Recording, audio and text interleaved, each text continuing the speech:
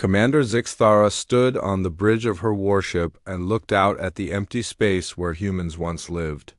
3 years had passed since every human in the galaxy simply vanished without warning. Their cities still worked, their machines still ran, but no human voices could be heard anywhere in the stars.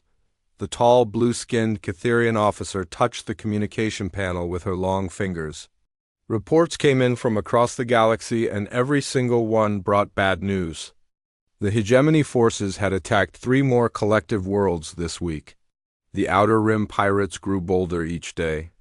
Trade ships refused to travel without heavy escorts, making basic goods cost 10 times more than before. "Ma'am, another message from the High Council," said her communications officer, a young Catherian named Veltar. His voice carried the same worry that everyone felt these days. Zixthara nodded and activated the secure channel. The image of High Counselor Mexandra appeared, her ancient face showing deep concern. "Commander, the situation grows worse every day. The Tidal Lords have closed their borders completely. The ethereal communion cannot speak to anyone without human translators. Half the galaxy is at war, and the other half hides in fear." "I understand. Counselor, what are your orders?" "You must find them, Zixthara. Find the humans and bring them back. The galaxy cannot survive without them." The old counselor's voice carried desperation that Zixthara had never heard before. "We have discovered the location of Earth, their homeworld. You will take your fastest ship and go there immediately." Zixthara felt her heart beat faster. Earth was legendary among alien species.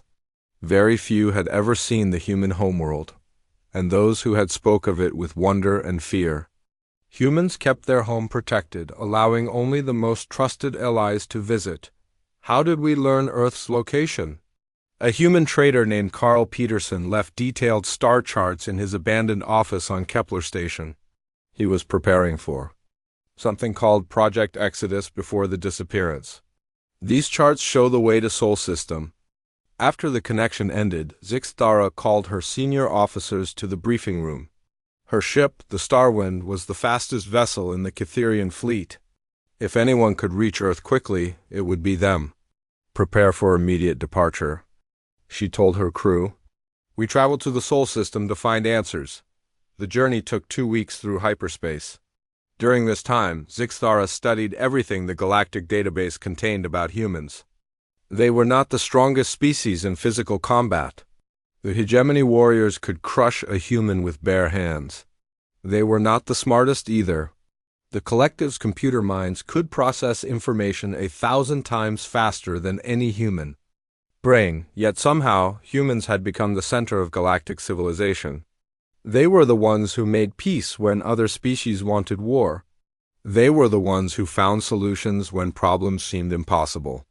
They were the ones who built trade networks that connected every corner of the galaxy. When humans spoke, everyone listened. When humans made agreements, both sides trusted them.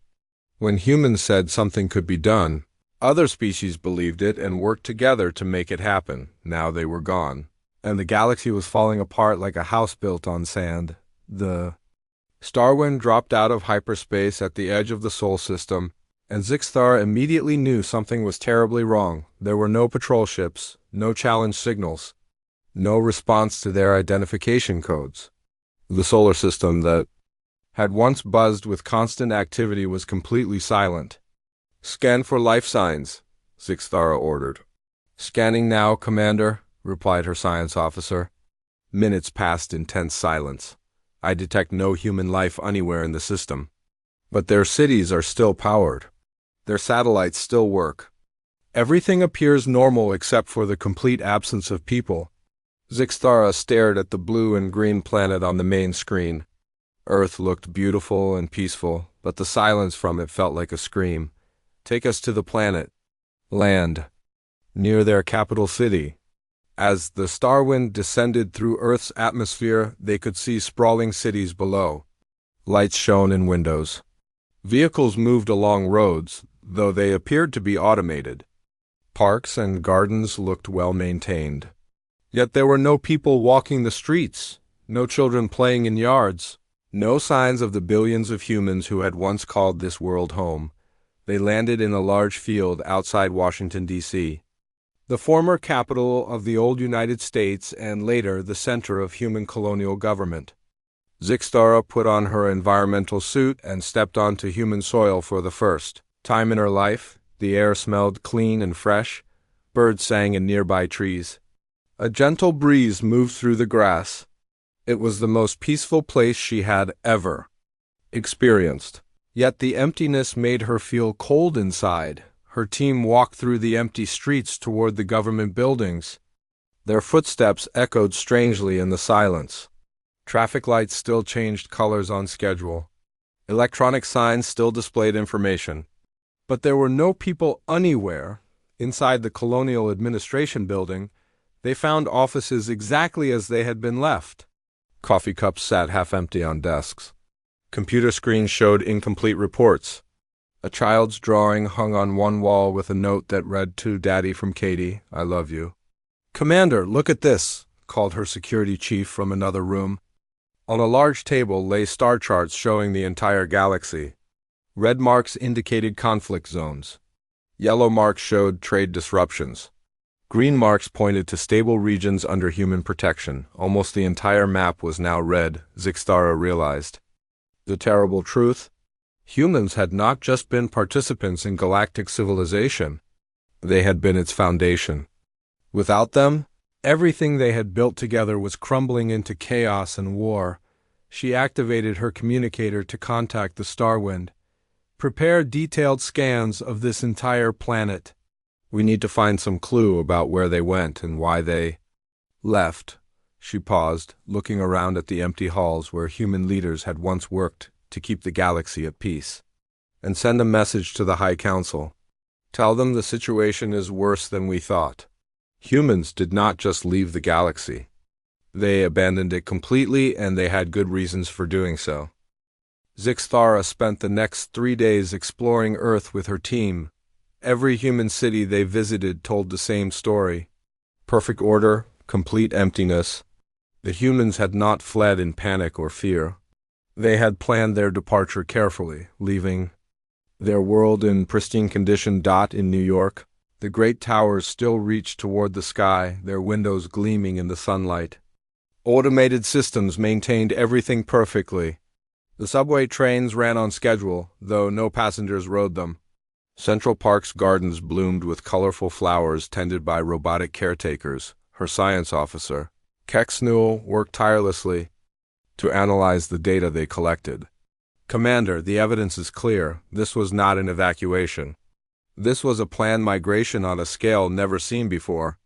Transportation records show that humans began moving people and equipment off-world 5 years ago, but they hid it so well that no one noticed." "Where did they go?" Zixtara asked, though she feared the answer. "The records are incomplete, but I have found references to something called Project Exodus. The files are classified at the highest levels.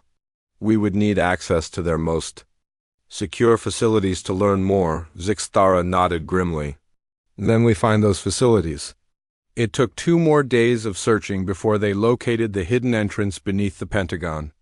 The military complex appeared abandoned like everywhere else, but Kex Newell's scanners detected massive, underground chambers that did not appear on any public maps. The elevator descended far deeper than Zixtara had expected. When the doors opened, they stepped into a vast underground complex filled with advanced technology. Holographic displays showed star maps covering not just their galaxy but neighboring galaxies as well. Powerful computers hummed quietly, still processing data years after their operators had vanished. "My God," whispered her communications officer. "They were planning something huge." In the central command chamber they found personal quarters that had belonged to the project director. The nameplate on the desk read Director Lisa Rodriguez.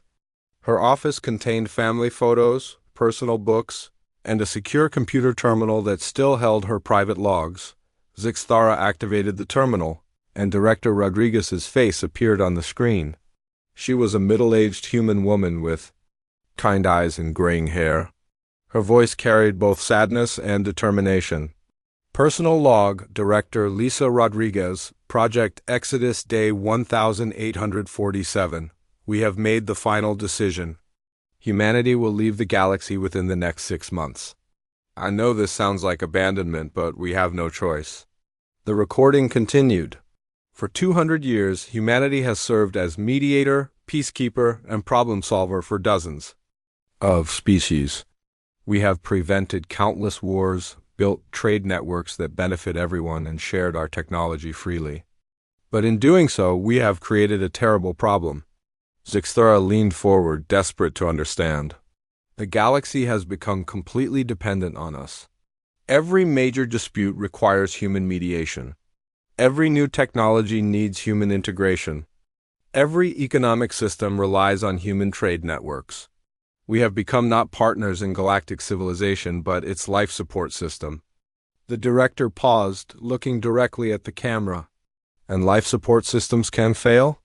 We have detected something approaching from beyond the rim of Andromeda Galaxy. Our long-range sensors show massive energy signatures moving toward our region of space. We estimate arrival in approximately 50 to 70 years. Based on the patterns we observe, this appears to be a civilization that consumes other galaxies. Zixthara felt her blood turn cold. Humanity must evolve, must grow stronger, must become something more than eternal mediators. We cannot do this while carrying the weight of galactic civilization on our shoulders.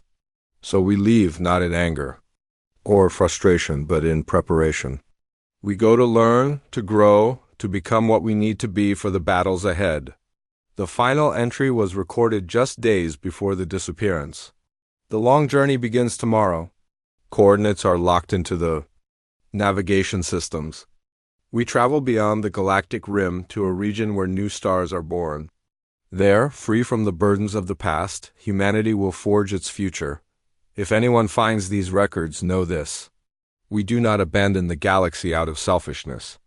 We abandon it to save it.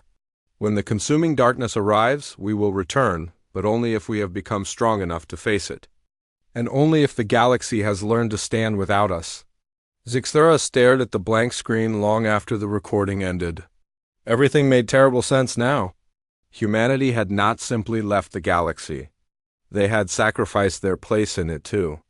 Prepare for a threat that no one else even knew existed. She activated her communicator to contact her ship. Kexnul, I need you to analyze these coordinates and prepare for immediate departure. We follow the human path beyond the galactic rim. Commander, that is extremely dangerous. We have no idea what lies in the void between galaxies. We have no choice. The galaxy is destroying itself without human guidance, and apparently something much worse is coming. We need to find them and convince them to return before it is too late. As her team prepared to leave Earth, Zixthara took one last look around the empty command center. On Director Rodriguez's desk sat a photo of the woman with her family. Her husband and 2 young children smiled at the camera during what appeared to be a picnic in a sunny park. Even they had given up everything they knew and loved for the sake of preparing humanity for an unknown future. The sacrifice was almost too large to comprehend. Zixthara picked up the photo and slipped it into her equipment pack. When she found the humans, she would return it to Director Rodriguez personally. And she would do everything in her power to convince them that the galaxy needed them now. Regardless of what threats might come later, the journey back to their ship through Earth's empty cities felt different now. The silence no longer seemed peaceful. It felt like the calm before a storm that would dwarf anything the galaxy had ever experienced. Above them, stars shone in patterns that humans had mapped and named. Soon, Zixthara would follow those same stars into the unknown darkness beyond the galaxy's edge, hoping to find the people who had once called this beautiful world home. The fate of billions of beings across hundreds of worlds now depended on her success. While Zixthara prepared her ship for the dangerous journey beyond the galaxy, the civilizations she had left behind continued their spiral into chaos. The Starwind's communication systems brought constant updates from across the galaxy, each one worse than the last. The Nexus Trade Coalition had completely collapsed. What had once been a peaceful alliance of merchant species now fought bitter wars over the remnants of human commercial networks. The Andromedans claimed exclusive rights to the Sol Centauri trade route, while the Rigelians blockaded three major shipping lanes in retaliation. On Kepler Prime, the massive industrial world that had been humanity's greatest manufacturing center, automated factories continued to produce goods according to their original programming. Mountains of products piled up in warehouses while the local population faced critical shortages of food and medicine. The factories could not adapt to changing needs without human supervisors to reprogram them. Commander, incoming priority message. From the Cutherian High Council, announced Veltar from the communications station. High Counselor Mexandra's image appeared on the main screen, but she looked far older than she had just weeks ago. The stress of galactic collapse was taking its toll on leaders everywhere. Zixtara, the situation grows desperate beyond all imagination. The hegemony has declared war on the stellar collective. The ethereal communion has completely withdrawn from physical space, leaving their trade partners with no way to contact them. The tidal lords have sealed their underwater cities and refuse all communication. What about our own territories? Zixtara asked, though she feared the answer. Rebellion on 7 of our outer colonies. Without human mediators to resolve disputes, old grievances resurface like infected wounds. The colonists on Vega 3 claim, "We have exploited them for centuries." The mining settlements in the Altair system demand independence. Our own people turn against each other while the galaxy burns around us. Zixtara closed her eyes briefly. I am following the human trail. Beyond the galactic rim. If they can be found and convinced to return, perhaps there is still hope. How long will this take? I do not know, Counselor. The coordinates lead into unexplored space between galaxies. We may be gone for months. We may not have months, Commander. The hegemony war fleets are moving toward collective space. If that conflict spreads, it could ignite half the galaxy. Find the humans quickly, or there may be nothing left for them to return to. After the transmission ended, Zixtara walked through her ship's corridors, thinking about the magnitude of the collapse. She had always known humans were important to galactic civilization, but she had never understood just how fundamental they had become. Her science officer, Kexnul, approached with a data tablet in his scaled hands. Commander, I have been analyzing the human facilities we discovered on Earth. There is something you need to see. He led her to the ship's laboratory, where holographic displays showed technical schematics recovered from human research centers. These are technologies far beyond anything humans shared with other species. Dimensional manipulation, consciousness transfer, quantum reality modification. They were working on projects that seem almost impossible. Zixtara studied the displays with growing unease. Why would they keep such advances secret? Perhaps because they understood the danger of sharing too much too quickly. Look at this. Kexnul activated another display showing energy readings from across the galaxy. These are background radiation patterns from the last 5 years. Notice anything unusual? Zixtara examined the data carefully. The readings are more stable than they should be. Space itself seems calmer, more ordered. Exactly. I believe humans were doing more than just mediating political disputes. They were actually stabilizing reality itself in some way. Their technology was preventing cosmic disasters, maintaining the fundamental forces that keep our universe functioning properly. The implications hit Zixtara like a physical blow. You're saying that without humans, the galaxy faces more than just war and economic collapse. The barriers between dimensions are weakening. Quantum storms are increasing in frequency. The very fabric of space-time grows less stable each day. Humans were not just political mediators, Commander. They were cosmic guardians, protecting us from threats we never even knew existed. As if summoned by their conversation, the ship's alert systems began sounding. Commander, to the bridge immediately. Came the urgent call from the navigation officer. Zixtara rushed to the bridge to find her crew staring at the main display in shock. Where empty space should have been, a massive tear in reality flickered and pulsed with unnatural light. Strange energies poured through the opening, causing their instruments to malfunction. "How long has this been here?" she demanded. "It just appeared, ma'am." "Our passage through this region seems to have triggered some kind of dimensional instability." Kex Newell arrived on the bridge and immediately began scanning the phenomenon. "This confirms my analysis. The protective systems that humans maintained are failing. These dimensional tiers will appear more frequently without their technology to prevent them. Can we close it?" "Not with our current technology. We would need human quantum manipulation devices." Zixthara made a command decision. "Plot a course around the anomaly and increase speed. We must reach the humans before these failures spread across the entire galaxy." As the Starwind changed course, reports continued to arrive from their home territories. The dimensional tier they had encountered was not unique. Similar phenomena were appearing throughout Catherian space, causing panic among the population. Worse yet, the tiers seemed to be affecting the minds of various species. The logical Valdorians were experiencing emotional outbursts. The peaceful Arcturians were showing signs of aggression. The stable social structures that had existed for centuries were crumbling as beings lost their fundamental psychological balance. "Commander," Veltar called from his station. "Message from Captain Danny Williams of the merchant vessel Golden Star." The image of a grizzled alien trader appeared on screen. Captain Williams belonged to the Centaurian species, known for their honesty in business dealings. "Commander Zixthara, thank the cosmos we reached you. My ship has been trapped in a reality storm for 6 hours.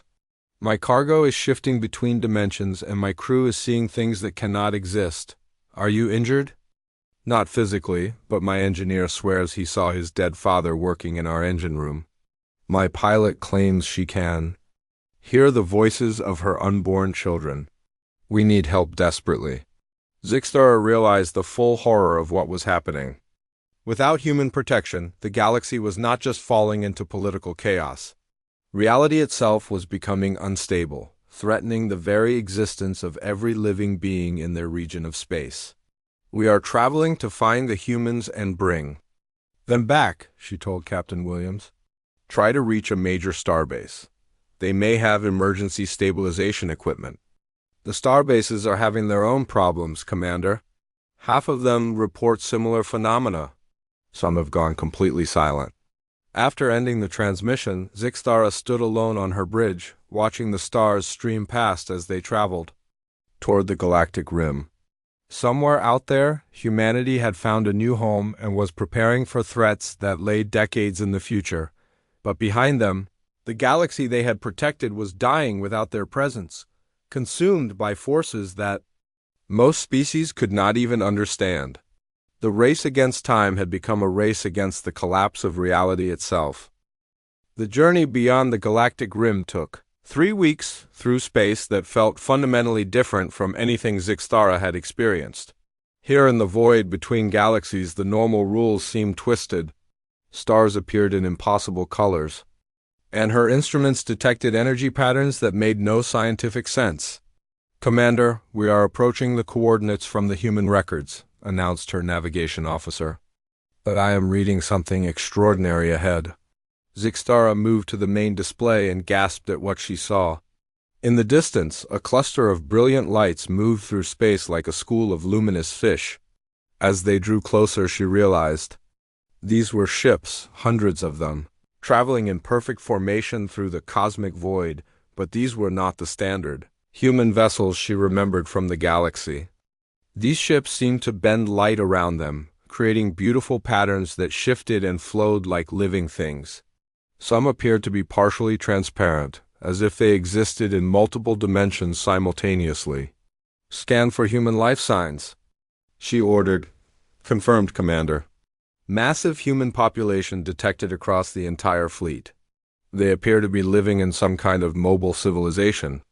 A communication signal reached the Starwind, and the voice that spoke was unmistakably human, though it carried harmonics that seemed to resonate in dimensions beyond normal hearing. "Unknown vessel, this is Captain Jake Morrison of the colony ship New Horizon. Please identify yourself and state your purpose in approaching the human Exodus fleet." Zixthura activated the reply channel. Captain Morrison, I am Commander Zixthara of the Cytherian Republic. I carry urgent messages from the galactic community. The galaxy faces collapse without human guidance.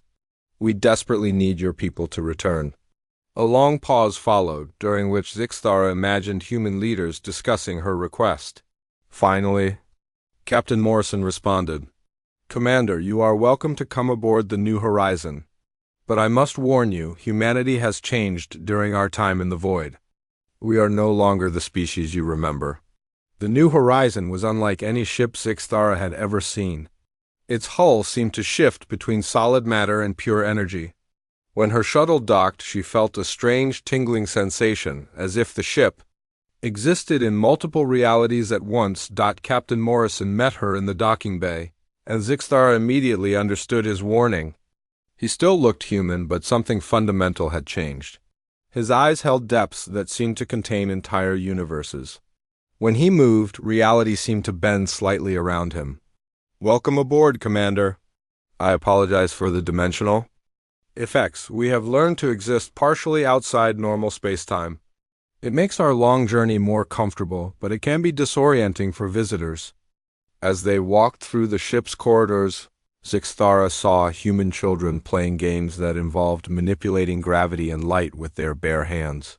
Adults worked at stations where they seemed to be reshaping matter at the molecular level. Through pure concentration? How is this possible? She asked in amazement. Out here, away from the galaxy's gravitational and dimensional constraints, we discovered that consciousness itself is a fundamental force of the universe. Humans, it turns out, have a natural ability to interface with quantum reality. We simply never had the opportunity to develop it while serving as the galaxy's mediators. They entered an observation lounge where dozens of humans sat in meditation, their minds apparently linked to the ship's navigation systems. Through the transparent walls, Zixthara could see the cosmic nursery where new stars were being born from clouds of cosmic dust. This is beautiful beyond words, she whispered. But Captain, the galaxy you left behind is dying. Wars consume entire sectors. Reality itself grows unstable without human protection.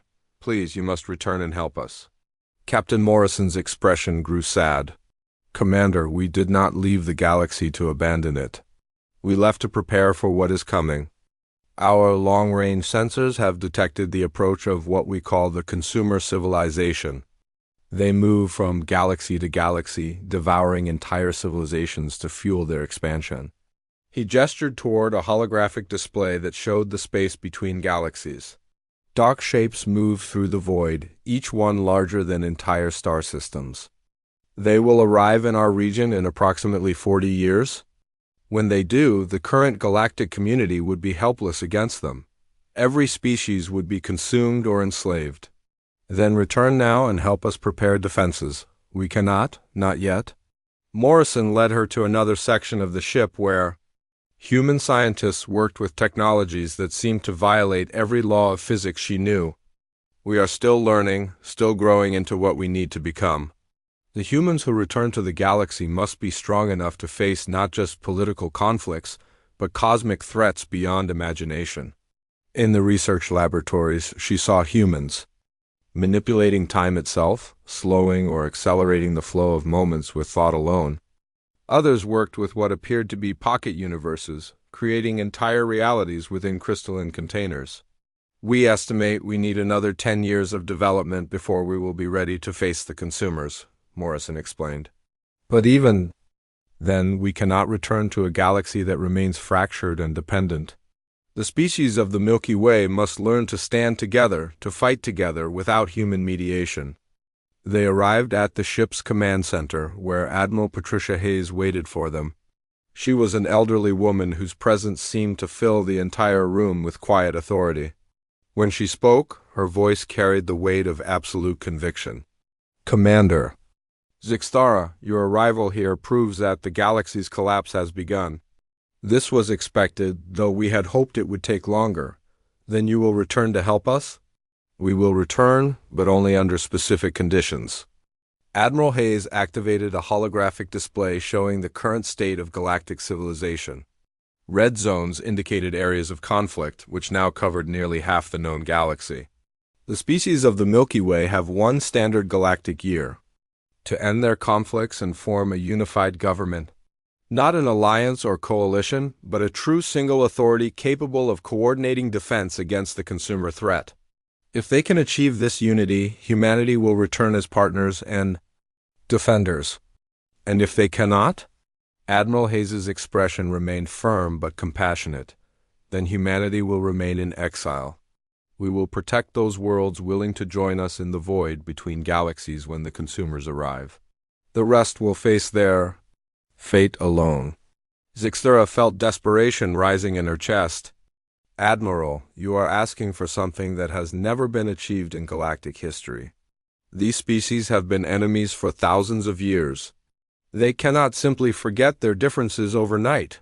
They can if they wish to survive what is coming. Hayes touched a control, and the display showed images of the consumer fleet, vast beyond comprehension. Commander, we are offering the galaxy its only hope of survival. But we cannot save those who will not save themselves. What about the reality breakdowns, the dimensional tears? The galaxy is falling apart without your stabilization technology. For the first time, Admiral Hayes showed emotion, a flicker of pain crossing her features. We are aware of the cascade failures. That is why we are sending you back with a gift. She handed Zixthara a crystal that seemed to contain swirling galaxies within its structure. This is a quantum stabilization matrix. It contains enough power to prevent reality collapse in a single star system for 1 year. Consider it proof of humanity's new capabilities. One star system? What about the rest of the galaxy? The full stabilization network will be restored only when galactic unity is achieved. This is not cruelty, Commander. This is necessity. The galaxy must learn to stand together, or it will fall separately when the true darkness arrives. As Zixthara prepared to leave the New Horizon, Admiral Hayes offered one final revelation. The humans you think vanished from the galaxy did not actually leave. They exist now as observers, watching from dimensions beyond normal space. They are ready to guide the galaxy's evolution, but only if the species prove they are worthy of survival. The shuttle journey back to the Starwind felt like traveling from one universe to another. Behind her, humanity continued its impossible journey through the void, becoming something far beyond what they had been. Ahead lay a galaxy, tearing itself apart, waiting for salvation that would come only if they could learn to save themselves. The journey back to the galaxy took 2 weeks, during which Zixthara studied the quantum stabilization crystal that Admiral Hayes had given her. The device seemed almost alive, pulsing with energies that her instruments could barely detect. Whatever humanity had become during their exile, they had gained powers that bordered on the miraculous dot as the Starwind approached Cytherian space. The communications array immediately filled with emergency signals. The galactic collapse had accelerated during her absence. The hegemony war against the stellar collective had spread to encompass 12 star systems. The Tidal Lords had completely sealed their worlds, leaving their trading partners stranded. 3 entire sectors reported complete communications blackouts. Commander, priority message from the High Council, announced Valtar, his voice tight with stress. High Counselor Mexandra appeared on the main screen, but she looked like she had aged 10 years in the past month. Her normally pristine blue skin was pale, and her ancient eyes held a desperation that frightened Zixthara. Thank the stars you have returned. Did you find them? Will the humans come back? I found them, Counselor, but their answer comes with conditions. They will return only if the galaxy achieves complete political unity within 1 standard year. Every species must join a single government capable of coordinating defense against threats from beyond our galaxy. That is impossible. The species have been enemies for millennia. They will never agree to such unity. Zixthara held up the stabilization crystal. The humans gave me this as proof of their new capabilities. It can prevent reality collapse in 1 star system for 1 year. They have the technology to save us all, but only if we prove we can work together. Maxandra stared at the crystal with wide eyes. Our reality specialists have been warning that dimensional collapse could reach our core worlds within months. If this device works, it could buy us the time we need. Time for what, Counselor? Time to convince the galaxy that unity is possible. Zixthara, I am placing you in charge of a new mission. Take that crystal to Kepler Prime, the industrial world is suffering the worst reality storms in known space. If you can stabilize it, other species will see that human technology offers real hope. The flight to Kepler Prime took 3 days through increasingly dangerous space. Dimensional tiers had multiplied across the region, creating navigation hazards that forced the Starwind to take lengthy detours. When they finally arrived at the industrial world, Zixthara was shocked by what she saw. The planet's surface writhed with energy storms that made the continents appear to flicker in and out of existence.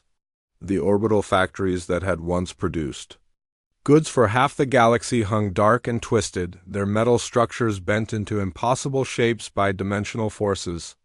"Commander, we are receiving a distress signal from the surface," reported her communications officer. The face that appeared on screen belonged to Dr. Helen Carter, the human-trained Arcturian who had served as Kepler Prime's chief administrator. Before the Exodus, her normally calm features showed clear signs of panic. "Commander Zixthara, thank the cosmos someone has come. The reality storms grow worse each day. Half our population has been evacuated to orbital stations, but even those are becoming unstable. We have perhaps days before complete dimensional collapse. Dr. Carter, I carry a human stabilization device. Prepare your best technicians to assist with its installation." The process of deploying the quantum crystal took 8 hours of careful work. The device had to be placed at the exact center of the planet's dimensional field, requiring Zixthara's team to descend through reality storms that threatened to scatter their atoms across multiple universes. When they finally activated the crystal, the effect was immediate and miraculous. The writhing energy storms calmed like troubled waters suddenly stilled. The twisted metal structures straightened and returned to their proper shapes. The very air seemed to sigh with relief as normal. Physics reasserted control. Dr. Carter watched the transformation with tears streaming down her scaled cheeks. It is like watching the world come back to life. How did the humans achieve such power? They evolved beyond what we knew was possible. But Dr. Carter, this crystal will only work for 1 year. After that, the storms will return unless the galaxy achieves unity. Unity? Commander, the species can barely agree on trade regulations. How can they possibly form a single government? Because the alternative is extinction. Zixthara showed her the images Admiral Hayes had shared of the consumer civilization. These beings approach from beyond Andromeda Galaxy. They devour entire civilizations. Humanity has the power to defend against them, but only if we prove we can stand together. Word of Kepler Prime's salvation spread throughout the galaxy within days. For the first time since the human exodus, there was hope. Species that had refused all communication suddenly opened diplomatic channels. The ethereal communion emerged from their energy dimension to participate in emergency councils. Even the isolated tidal lords sent representatives to discuss cooperation. High Counselor Maxandra called an unprecedented gathering of all galactic leaders on the neutral world of Sanctuary Station. Representatives from 47 different species attended, more than had ever assembled in one place during peacetime. Zixthara presented humanity's ultimatum to the assembled delegates. The crystal's success on Kepler Prime had proven that humans possessed the technology to save them all. But salvation would come only through unity. The debates that followed were fierce and often bitter.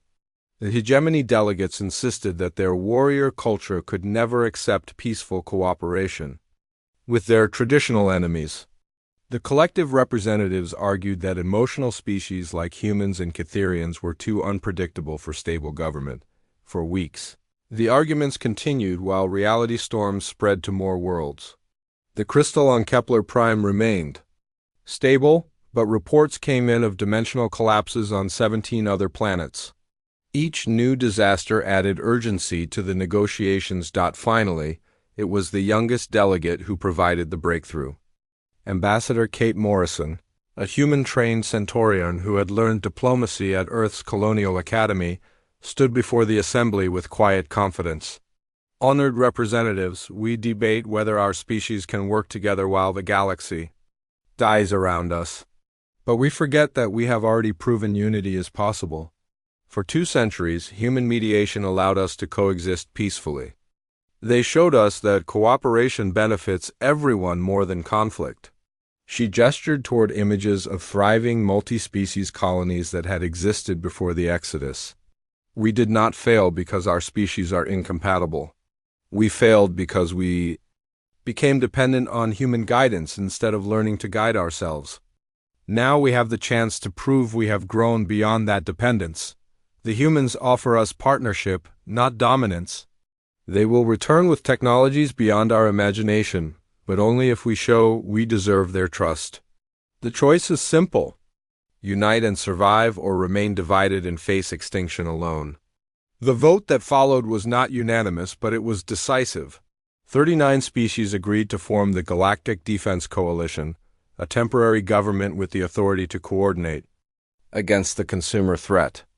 The remaining 8 species chose to remain neutral, though they agreed not to interfere with coalition efforts. As the treaty was signed, Zixthara felt a strange sensation, as if invisible observers were nodding in approval. She remembered Admiral Hayes's words about humans watching from dimensions beyond normal space. That night, as she stood on Sanctuary Station's observation deck, a figure materialized beside her. It was Director Lisa Rodriguez, the woman whose personal logs she had found on Earth, but somehow younger and more radiant than in her recordings. Commander Zixthara, you have done well. The galaxy has taken its first step toward true maturity. Director Rodriguez? But how are you here? Humanity never truly left the galaxy. We simply learned to exist in spaces between the spaces, watching and waiting for the right moment to return. That moment has arrived. She handed Zixthara a data crystal that glowed with the same energy as the stabilization device. This contains the location of humanity's new homeworld and the diplomatic protocols for our return. In 6 months, when the coalition government is fully established, Admiral Hayes will arrive with the first human diplomatic mission. And the consumer threat? Rodriguez smiled, and for a moment her form seemed to encompass entire galaxies. Humanity has learned much during our exile. When the consumers arrive, they will find the galaxy defended by powers they never imagined possible. But only because the species of the Milky Way chose to stand together rather than fall separately. As she faded back into the dimensional void, Rodriguez left Zixthara with one final message. Tell the coalition that humanity returns not as saviors, but as equals in the greatest adventure our galaxy has ever known. The stars themselves await what we will build together. Above them, the stars shone with new brightness, as if the universe itself celebrated the birth of a truly unified galactic civilization. The long journey toward humanity's return had begun, and with it, the preparation for battles that would determine the fate of not just one galaxy, but all of creation.